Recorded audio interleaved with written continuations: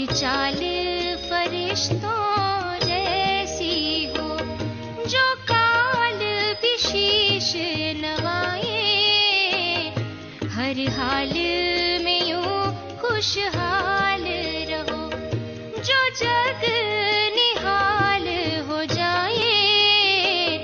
और चाल फरिश्तों जैसी हो, जो काल भी शीश नवाए। हंसते हंसते हर मन का गम, हंसते हंसते हर मन का गम पीना सिखाते बाबा। तारों सा हंसना, फूलों सा खिलना, तारों सा हंसना, फूलों सा खिलना, जीना सिखाते बाबा।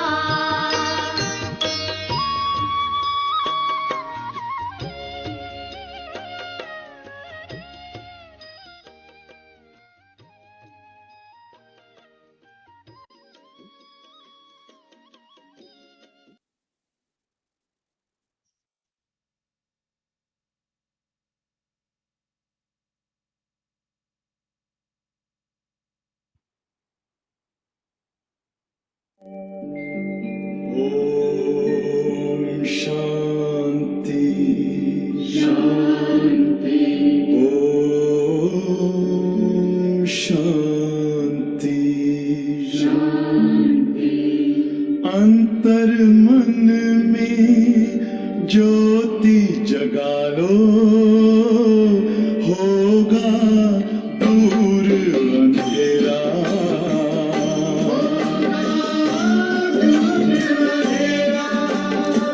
शिव का कर लो ध्यान, आ रहा पावन पुण्य सवेरा।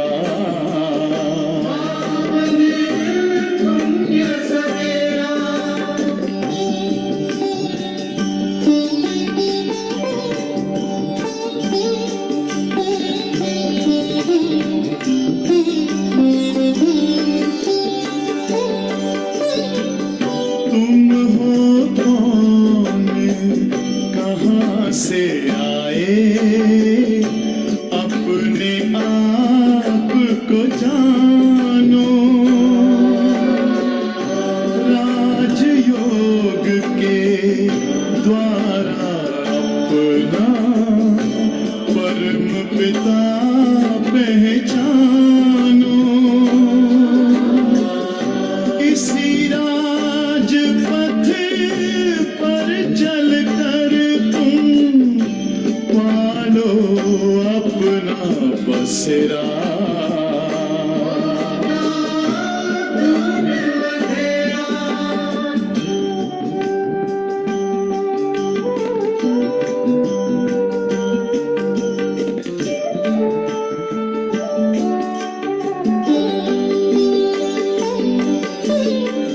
तुम हो आत्मा तन से प्यारे, परमात्मा को प्यारे।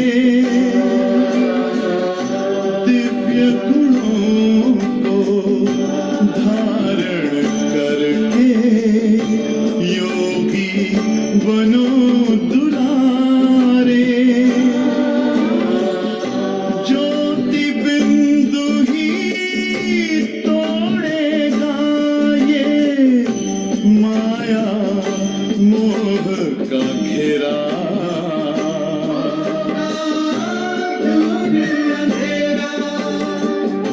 अंतर मन में ज्योति जगा लो, होगा दूर अंधेरा।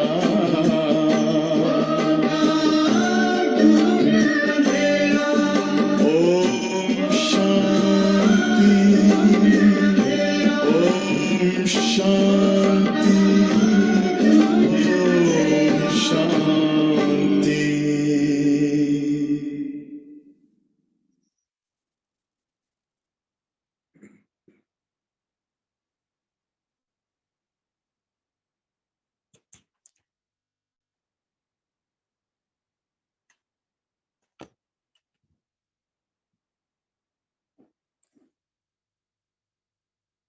ओम शांति। गुड मॉर्निंग सभी को। तो अभी हमने गीत सुना। रोज मुरली के पहले हम गीत सुनते हैं। अंतर मन में ज्योति जगाओ तो अज्ञान का अंधेरा दूर हो जाएगा, विकारों का विनाश हो जाएगा। तो ये ज्योति है आत्म ज्योति जगाना, जिस ज्योति का श्रेष्ठ ज्ञान रूपी घृत कहो तेल कहो ये खत्म हो चुका है। तो परमात्मा ज्ञान का सागर हम सभी आत्माओं की ज्योति फिर से जगाने, हम सभी मनुष्य आत्माओं को, बच्चों को ये ज्ञान का घृत कहो घी कहो, रोज सुबह सुबह हम बच्चों को देते हैं, हमारी ज्योति को जगाते हैं। तो इसलिए रोज परमात्मा की ये मधुर वाणी सुनकर हम अपनी आत्मा की ज्योति को फिर से क्या करना है, प्रज्वलित करना है। क्योंकि हम देखते हैं कि सारे संसार में, सारे दिन भर में हम इतने कर्म करते हैं। तो कर्म तो करते हैं, लेकिन कर्म करते समय हमारे जो संकल्प हैं वो ज्यादा विकल्प का रूप लेते हैं, और इस कारण हम अपने श्रेष्ठ स्मृति को, स्वमान को भूल जाते हैं, श्रेष्ठ कर्तव्य को भी भूल जाते हैं। और उस विकल्प के वश होकर हम किसी न किसी विकारों के अधीन होकर विकर्मों की ओर बढ़ते जाते हैं। तो ऐसे समय पर हमें ये परमात्मा का दिया हुआ श्रेष्ठ ज्ञान कहो, वरदान कहो, श्रीमत कहो, ये हमें बहुत बहुत वहां पर उसका उपयोग होता है कहो, या ये मदद करती है। इसलिए परमात्मा हम बच्चों को ये ज्ञान मूल्य सुनाकर हमारी आत्मा की ज्योति को फिर से क्या करते हैं, रोज जगाते हैं। तो रोज ये ज्ञान अमृत का घी हमें क्या करना है, अपने दिल अंदर डालते रहना है, सुनते रहना है, ताकि हमारी आत्म रूपी ज्योति, श्रेष्ठ कर्म रूपी ज्योति ये हमेशा जागती रहे, इससे उजाला हो जाए हमारे जीवन में, और हमारे द्वारा सभी के जीवन में भी ये प्रेरणादायी उजाला बन जाए। तो आइए आज हम मुरली सुनते हैं 14 अक्टूबर 2023 की। आज के महावाक्य हैं, मीठे बच्चे आज्ञाकारी बनो। बाबा की पहली आज्ञा है, अपने को आत्मा समझ बाबा को याद करना है। प्रश्न है, आत्मरूपी बर्तन अशुद्ध क्यों हुआ है? उसको शुद्ध बनाने का साधन क्या है? आत्मरूपी बर्तन अशुद्ध क्यों हुआ है और उसको शुद्ध बनाने का साधन क्या है? उत्तर है, वाहियात बातों को सुनते और सुनाते आत्मा रूपी बर्तन बिल्कुल अशुद्ध बन गया है। इसको शुद्ध बनाने के लिए बाबा का फरमान है, hear no evil, see no evil. एक बाबा से ही सुनो, एक बाबा को ही याद करो, तो आत्मा रूपी बर्तन शुद्ध हो जाएगा। आत्मा और शरीर दोनों पावन बन जाएंगे।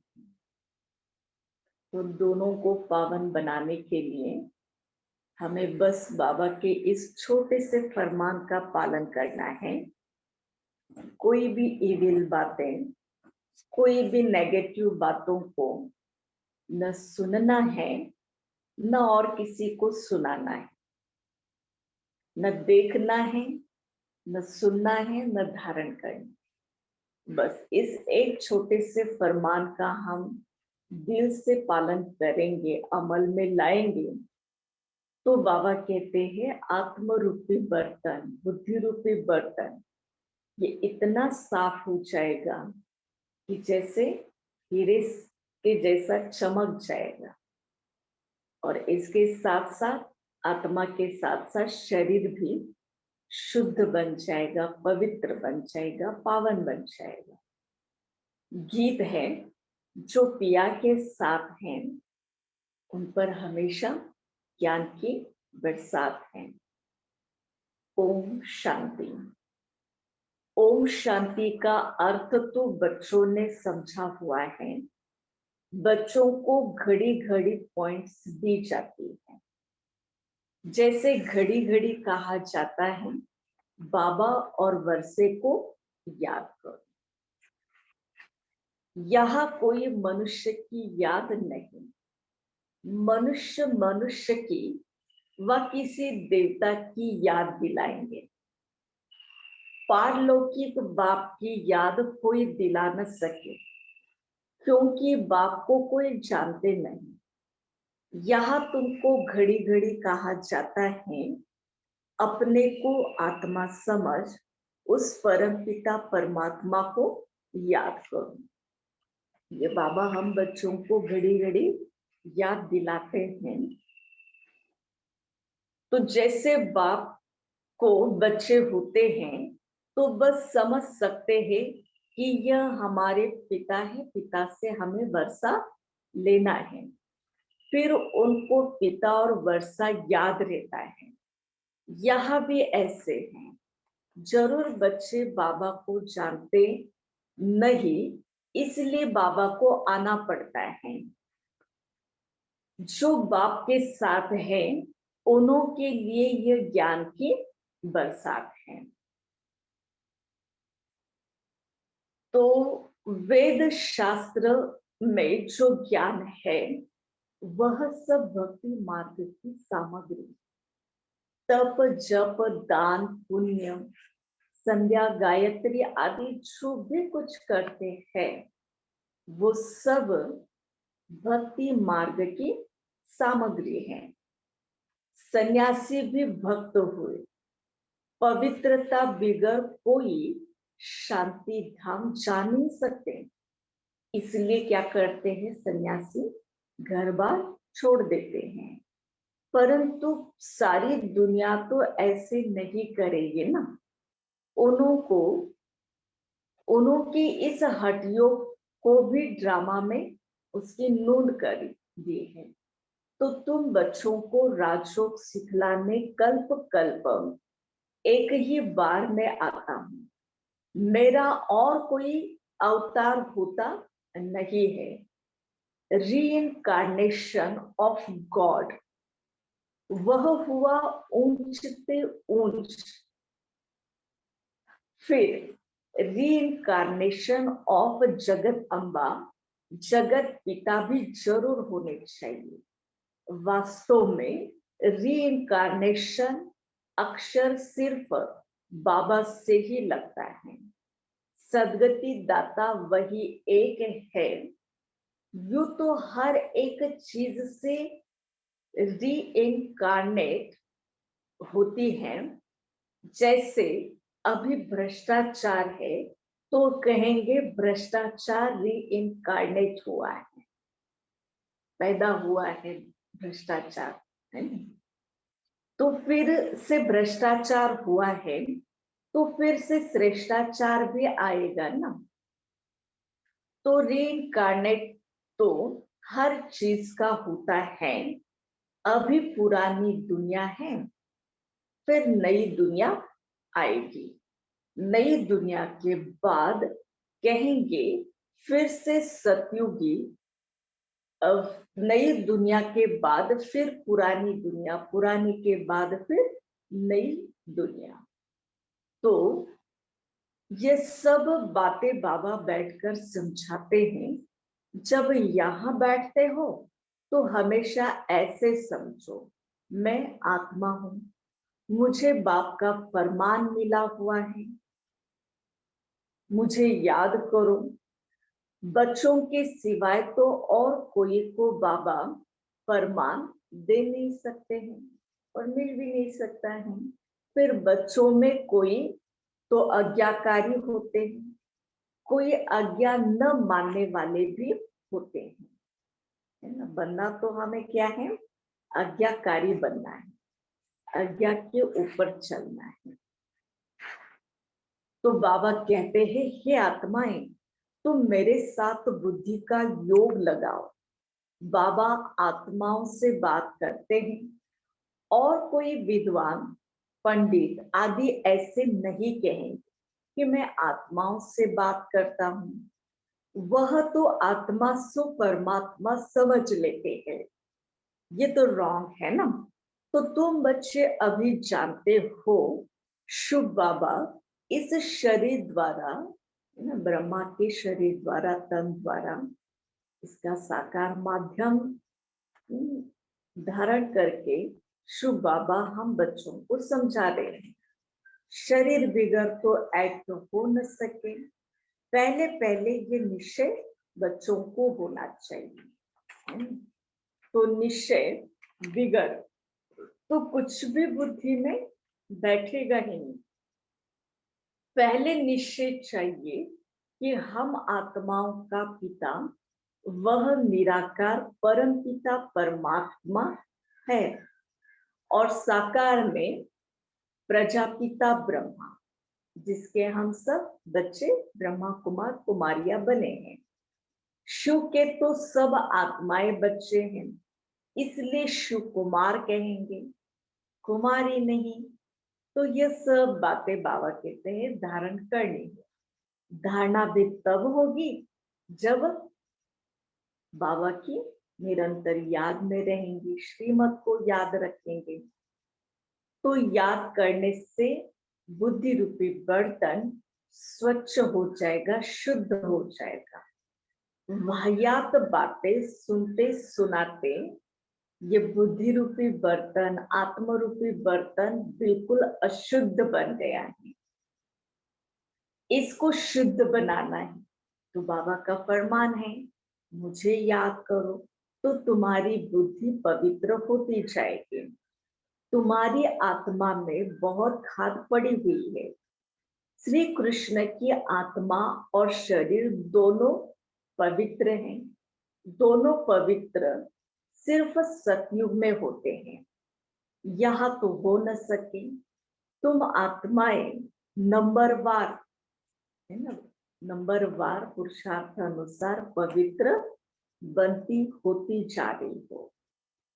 अभी पवित्र बिल्कुल नहीं है। कलयुग के अंत में सब कैसे बन गए हैं, अपवित्र बन गए हैं। तो अभी बाबा आकर कलयुग के अंत में हम सबको ज्ञान से क्या कर रहे हैं, पवित्र बना रहे हैं। तो तुम पुरुषार्थ करते हो पवित्र बनने का, सब पुरुषार्थ कर रहे हैं। अंत में नंबरवार सबकी रिजल्ट निकलेगी। बाबा आकर सभी आत्माओं को फरमान करते हैं, मुझे याद करो, अपने को अशरीरी समझो, आत्मा अभिमानी देही अभिमानी बनो। मूल यह बात बाबा बिगड़ कोई समझा नहीं सकते हैं।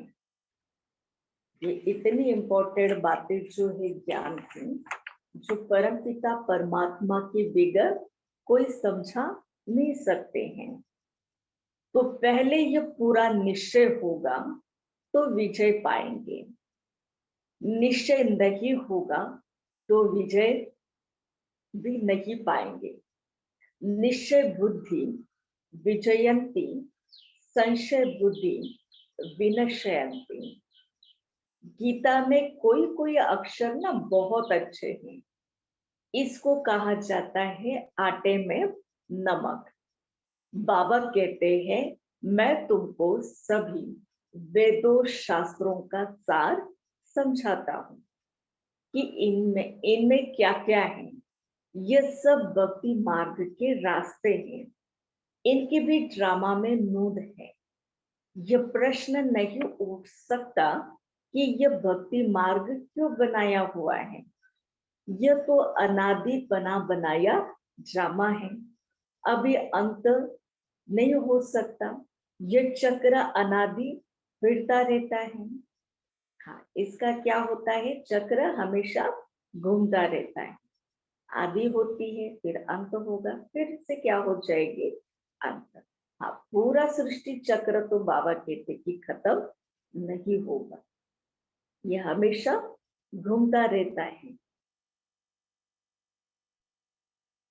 तो तुम बच्चे अभी दुख धाम में हो, शांति धाम फिर जाएंगे, शांति धाम से फिर सुख धाम जाएंगे। तो यह चक्र फिरता रहता है।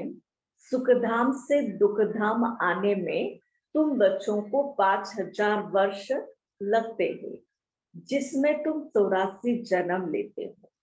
सिर्फ तुम बच्चों की 84 जन्म तुम्हारे होते हैं, सब तो नहीं ले सकते हैं। ये बेहद का बाप तुमको डायरेक्ट समझा रहे हैं। पहले पहले तुम बच्चों को उठते बैठते इस याद में रहना है। मनुष्य तो माला फेरते हैं, राम राम जपते हैं, रुद्राक्ष की माला होती है। अब रुद्र तो है भगवान, फिर इस माला में मेरु दाना इकट्ठा है। यह तो विष्णु के युगल स्वरूप का वो रखा हुआ है। तो यह कौन है, यह माता पिता जो फिर विष्णु के रूप में लक्ष्मी और नारायण बनते हैं, इसलिए इसको मेरु कहा जाता है। फूल है शिव बाबा। यह मम्मा बाबा जिनको माता पिता कहते हैं, विष्णु को माता पिता नहीं कह सकते। विष्णु को माता पिता तो उनके ही बच्चे कहेंगे ना। आजकल तो देखो सबके आगे जाकर कहते हैं त्वमेव माताश्च पिता त्वमेव। बस कोई एक ने महिमा की तो उनके पीछे फॉलो करने लग पड़ते हैं। यह तो अनराइटियस दुनिया है ना। कलयुग को कहा ही जाता है अनराइटियस। कलयुग में अनराइटियस मना जो भी करते हैं सब उल्टा ही करते हैं, बिना सोच समझ ज्ञान को न समझते हुए अज्ञानता के वश करते रहते हैं। तो बाबा कहते हैं सत्युग को राइटियस कहा जाता है। वहां तो आत्मा शरीर दोनों पवित्र और हर कर्म भी श्रेष्ठ ऊंचे ते ऊंचा होता है। सतयुग में श्री कृष्ण गोरा है, फिर अंतिम जन्म में उसकी आत्मा सावरी बन जाती है। तो यह ब्रह्मा सरस्वती इस समय सावरे हैं। आत्मा काली बन गई तो उनका जेवर भी काला हो गया। सोने में जैसे खाद पड़ती है ना, तो इसमें जेवर भी जो बनता है वह खाद वाला ही होता है। सतयुग में देवी देवता है, वो तो बहुत श्रेष्ठ है, उनकी गवर्नमेंट होती है, तो कोई भी झूठी खाद मिलावट आदि नहीं होती है। वहां तो सोने के महल जेवर तो होंगे ही होंगे, बाबा कहते कि क्या होंगे वहां पर? सोने की ईंटों के महल होंगे।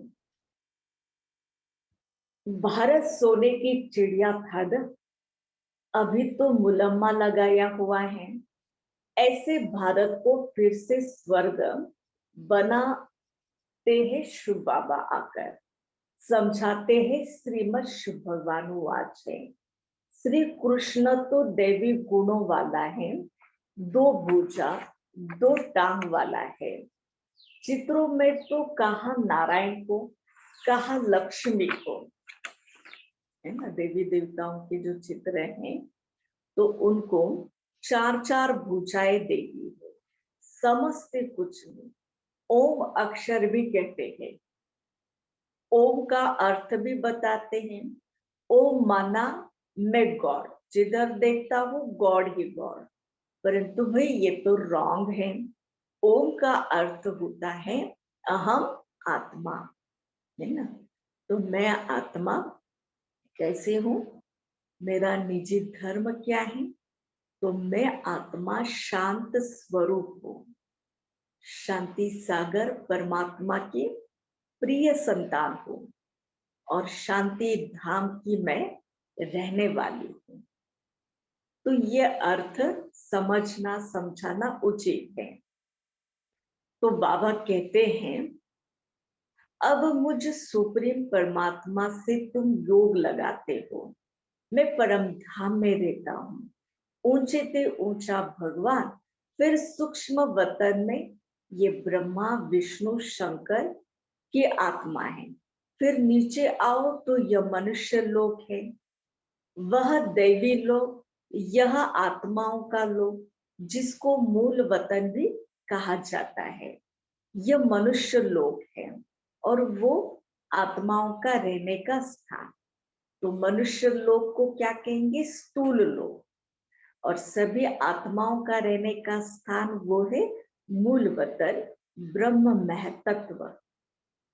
तो बाबा तुम बच्चों को यह अविनाशी ज्ञान रत्नों का दान देते हैं, जिससे तुम भविष्य में माला माल यानी डबल सिरताज बनते हो। देखो, इस श्रेष्ठ ज्ञान रूपी रत्नों के द्वारा ही हम उस स्थूल धन के भी अकीचार धन के क्या बन जाते हैं? मालिक बन जाते हैं। तो सबसे पहला धन है ज्ञान का धन, श्रेष्ठ पॉजिटिव विचारों का धन। तो बाबा कहते हैं कि देखो, श्री कृष्ण को दोनों ताज है ना, फिर वही बच्चा चंद्रवंशी में आता है ना, पुनर्जन्म लेते हैं तो क्या होती है? कलाएं कम हो जाती हैं। फिर वैश्यवंशी, फिर और कलाएं कम हो जाती है। ऐसे धीरे धीरे धीरे सब कलाएं खत्म हो गई। तो देखो, पहले तो कितने लाइट का ताज था, रतन जड़ित ताज था, अब तो कोई ताज नहीं है। फिर जो अच्छा दान पुण्य करते हैं उनको एक जन्म के लिए अच्छी राजाएं मिलती है। फिर दूसरे जन्म में भी अच्छा दान पुण्य किया तो फिर राजाएं मिल सकती है। यहाँ तो तुम बच्चों के लिए राजाएं तुम अभी पुरुषार्थ से प्राप्त कर रहे हो, मेहनत करनी पड़ती है। तो बाबा फरमान देते हैं, अपना परिचय भी देते हैं। कहते हैं आई एम सुप्रीम सोल, इसलिए उनको परम पिता परम आत्मा यानी परमात्मा कहा जाता है। तुम बच्चे उस सुप्रीम को याद करते हो। तुम हो सालिग्राम, वह है शिव। शिव का सबसे बड़ा शिवलिंग बनाते हैं, सालिग्राम भी उसके साथ होते हैं। यह कौन सी आत्माओं का यादगार बनाते हैं ये कोई जानते नहीं है। फिर तुम देवता बनते हो, तब भी तुम्हारी पूजा होती है। शिव बाबा के साथ साथ तुम मददगार बच्चों की भी क्या होती है? पूजा आदि होती है। तो शिव बाबा के साथ तुम इतनी सेवा करते हो, इसलिए सालिग्राम के रूप में बच्चों की पूजा होती है। जो उत्तम से उत्तम कर्तव्य करते हैं उनकी पूजा भी क्या होती है, उत्तम से उत्तम होती है। फिर तुम देवी देवता बनते हो तब भी पूजा होती है। शुभ बाबा के साथ सेवा करते हो तो भी शालिग्राम के रूप में पूजा। तो कल्प कल्प बाबा बच्चों को सारे सृष्टि के चक्र का राज समझाते हैं। इसको ये कहा जाता है स्वदर्शन चक्रधारी बनना। स्वदर्शन चक्र विष्णु को नहीं हो सकता, वह देवता बन गया है। यह सारा ज्ञान तुमको अभी मिलता है ना, जिसको अभी धारण करना है। देवी देवताओं ने तो अपनी प्रारब्ध पुरुषार्थ के द्वारा प्राप्त की। तो ये सारे बाबा कहते हैं जैसे चक्र है, ज्ञान की गदा है, ये सभी जो चीजें हैं वो अभी हम बच्चों को क्या करनी है, धारण करनी है जी। इसकी जरूरत अभी संगम युग पर है। तो बाबा आकर अपना और रचना का पूरा परिचय देते हैं। सन्यासियों ने माताओं की निंदा की है, परंतु बाबा आकर इन्हीं माताओं को क्या करते हैं, उठाते हैं, है ना, इनका उद्धार करते हैं। इनके ऊपर सर पर क्या करते हैं, ज्ञान का कलश देते हैं। तो बाबा यह भी समझाते हैं कि यह सन्यासी न होते तो भारत काम चिता पर बैठकर एकदम खाक हो जाता। चलो भाई, सन्यासियों ने जो भी की है हठयोग के रूप से, वो भी एक अच्छी बात है, अच्छी सेवा है। अगर वो सन्यास नहीं करते, पवित्रता की बातें वो नहीं समझाते, उसका महत्व नहीं समझाते, तो सारी दुनिया जैसे कि रसाताल में चली जाती। उसे दिव्य गुण शक्तियों का कुछ महत्व जीवन से ही पूरा उठ जाता। तो जीवन के अंदर इन दिव्य गुणों को, उसमें भी खास पवित्रता के गुणों का उन्होंने क्या किया है, थमाया है, अपने जीवन में धारण करके इस सृष्टि को पापों से बचाया है, थमाया है। नहीं तो पूरी सृष्टि क्या बन जाती, इतनी रसाताल में चली जाती। तो बताते हैं देवताएं वामार्ग में गिरते हैं तो उस समय अर्थक्वेक बड़ी जोर से होती है, फिर नीचे चले जाते हैं। और खंड आदि जो होते हैं, भारत ही होता है, इस्लामी आदि जो पीछे आते हैं, तो फिर वह सतयुग की चीजें यहाँ रहती ही नहीं है। तुम जो सोमनाथ का मंदिर देखते हैं वह कोई वैकुंठ का नहीं है, यह तो भक्ति मार्ग का मनुष्यों ने बनाया हुआ है, जिसको मोहम्मद गजनवी ने आकर पूरा लूट कर ले गए। बाकी देवताओं के महल आदि जो थे ना, वो सारे अर्थक्वेक में डूब गए, टूट फूट गए। तो ऐसे नहीं कि महल के महल नीचे गए वही फिर ऊपर आ जाएंगे, नहीं, वह कुछ भी, वह सब अंदर से टूट फूट सड़ गया।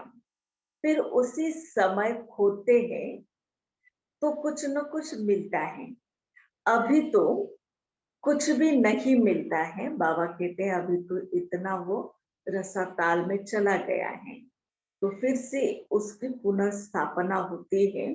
सदगति दाता एक बाप है। पहले पहले तो ये निश्चय चाहिए, निश्चय में ही माया क्या करती है, विघ्न डालती है।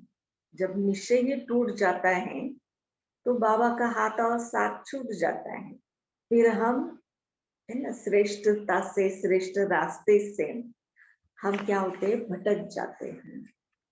तो इसलिए बाबा कहते हैं हम सभी बच्चों को निश्चय में कोई भी क्या कहे, मनमुटाव नहीं होना चाहिए। निश्चय में हमें कोई गड़बड़ाड़ी नहीं करनी, बस निश्चय बाप के ऊपर, अपने ऊपर, अपने पुरुषार्थ के ऊपर, अपनी श्रेष्ठ मंजिल के ऊपर इतना निश्चय बुद्धि बनना है जो माया के किसी भी प्रभाव में, हलचल में हमें बिल्कुल नहीं आना है। तो बाबा ने ही यह नॉलेज दी है, दिव्य दृष्टि दी है। दिव्य दृष्टि से बाबा ने ये चित्र आदि बनवाए। गीता में भी है, कल्प वृक्ष का वर्णन किया हुआ है गीता शास्त्र के अंदर। बच्चों को कहते हैं, हम तुम अभी है, कल्प पहले भी थे, फिर कल्प कल्प मिलते रहेंगे। मैं कल्प कल्प तुमको यह ज्ञान दूंगा तो चक्र भी सिद्ध होता है, परंतु तुम्हारे सिवाय और कोई समझ नहीं सकता है।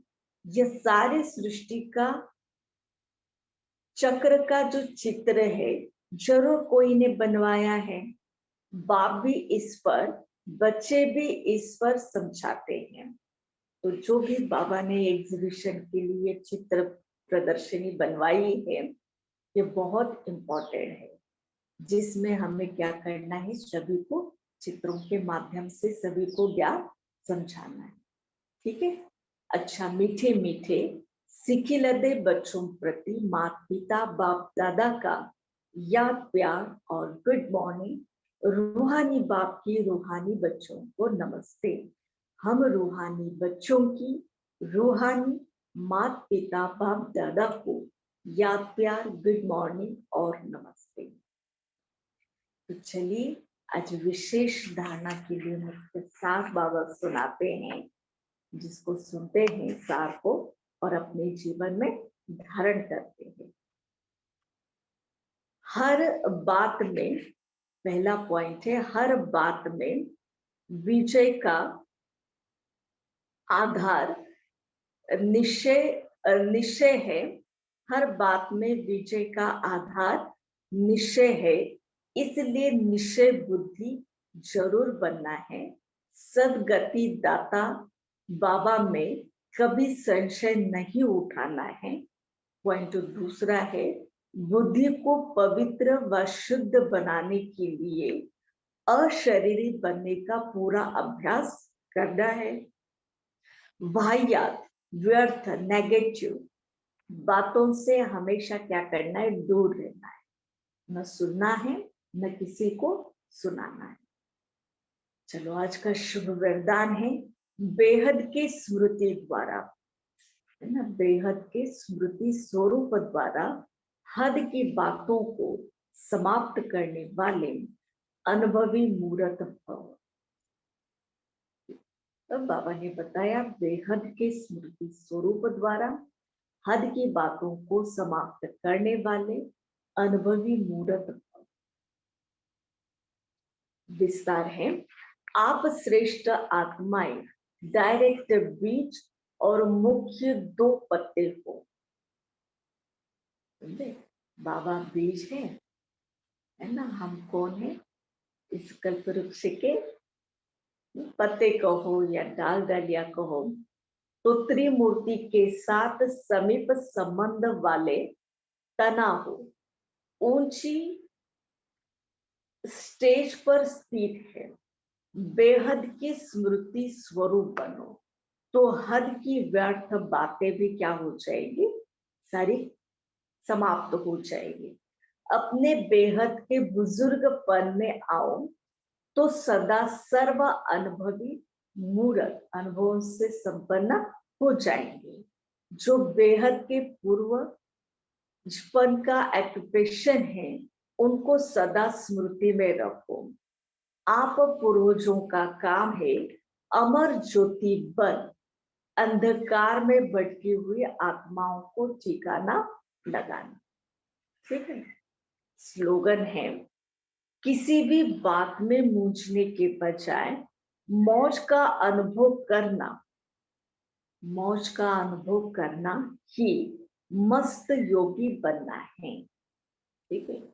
बाबा कहते हैं मौज में रहना, इसका मतलब ऐसे में बेफिक्र रहे, अटेंशन हो, टेंशन नहीं बल्कि अटेंशन में रहकर हर बात में हमें क्या करना है, ज्ञान को, श्रीमत को लेकर हर बात में आगे बढ़ना है और साथ साथ रमणीकता से, प्यार से बाबा को याद करके, पुरुषार्थ करके हमें श्रेष्ठ तपस्वी योगी बनना है। ठीक है, तो चलो ऐसे अब 3 मिनट तपस्या करते हैं, जो बाबा की शक्तियों को लेकर हम अपने को लाइट हाउस, माइट हाउस बनाते हैं। ओम शांति शांति शांति।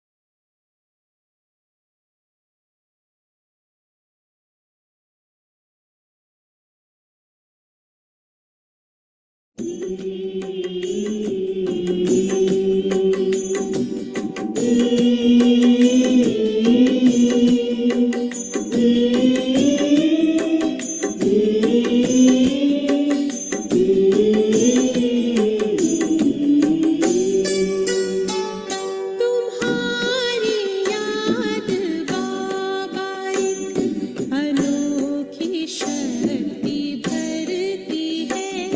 तुम्हारी याद बाबा एक अनोखी शक्ति भरती है कि जैसे टिमटिमाती लौकी, जैसे टिमटिमाती लौकी फिर से ज्योति जलती है।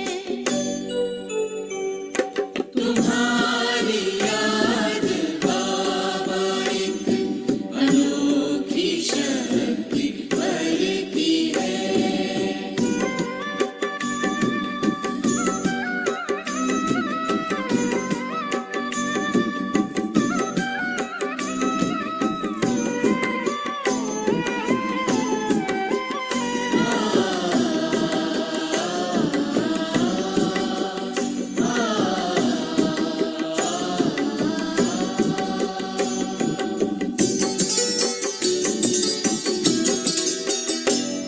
अंधेरे